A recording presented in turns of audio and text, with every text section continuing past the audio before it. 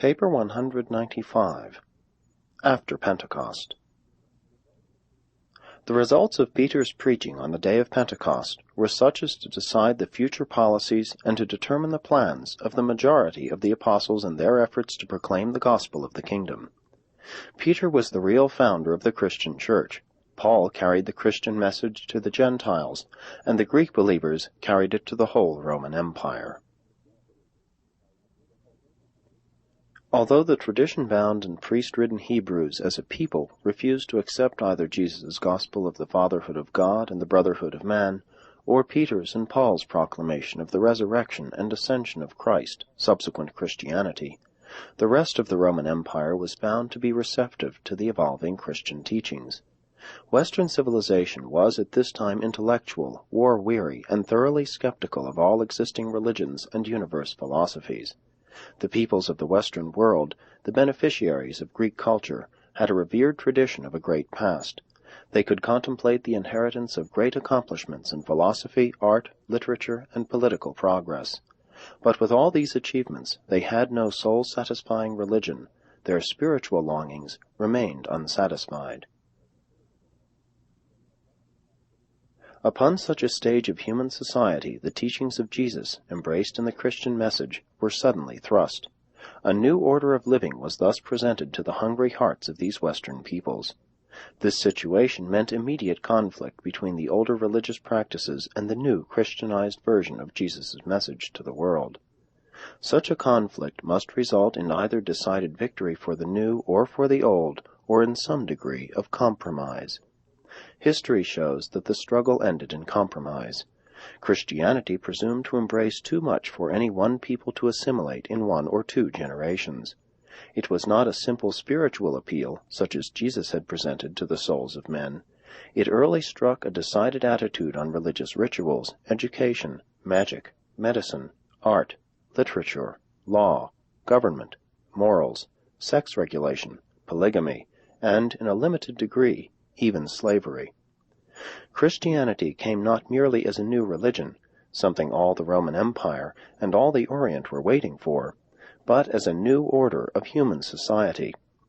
And as such a pretension, it quickly precipitated the social-moral clash of the ages.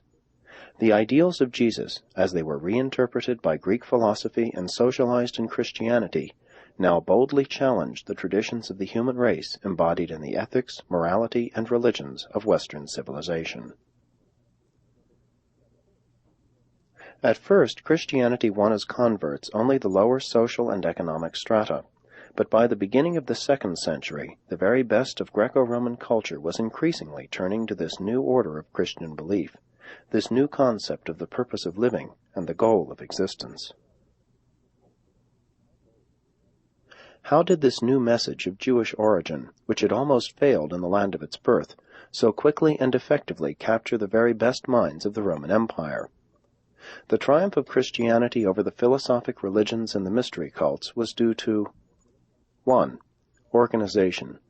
Paul was a great organizer, and his successors kept up the pace he set. 2. Christianity was thoroughly Hellenized. It embraced the best in Greek philosophy, as well as the cream of Hebrew theology. 3. But best of all, it contained a new and great ideal, the echo of the life bestowal of Jesus, and the reflection of his message of salvation for all mankind. 4. The Christian leaders were willing to make such compromises with Mithraism that the better half of its adherents were won over to the Antioch cult. 5. Likewise did the next and later generations of Christian leaders make such further compromises with paganism that even the Roman Emperor Constantine was won to the new religion. But the Christians made a shrewd bargain with the pagans in that they adopted the ritualistic pageantry of the pagan while compelling the pagan to accept the Hellenized version of Pauline Christianity. They made a better bargain with the pagans than they did with the Mithraic cult, but even in that earlier compromise they came off more than conquerors, in that they succeeded in eliminating the gross immoralities and also numerous other reprehensible practices of the Persian mystery. Wisely or unwisely, these early leaders of Christianity deliberately compromised the ideals of Jesus in an effort to save and further many of his ideas, and they were eminently successful. But mistake not, these compromised ideals of the Master are still latent in his gospel, and they will eventually assert their full power upon the world.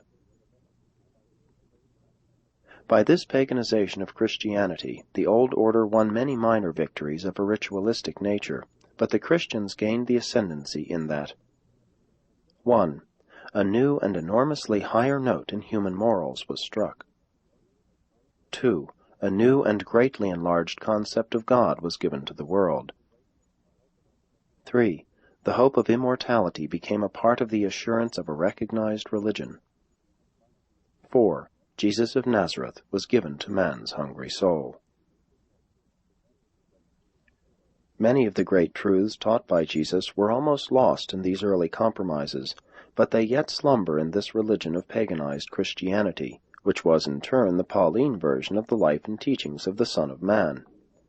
And Christianity, even before it was paganized, was first thoroughly Hellenized. Christianity owes much, very much, to the Greeks. It was a Greek from Egypt who so bravely stood up at Nicaea and so fearlessly challenged this assembly that it dared not so obscure the concept of the nature of Jesus that the real truth of his bestowal might have been in danger of being lost to the world. This Greek's name was Athanasius, and but for the eloquence and logic of this believer, the persuasions of Arius would have triumphed.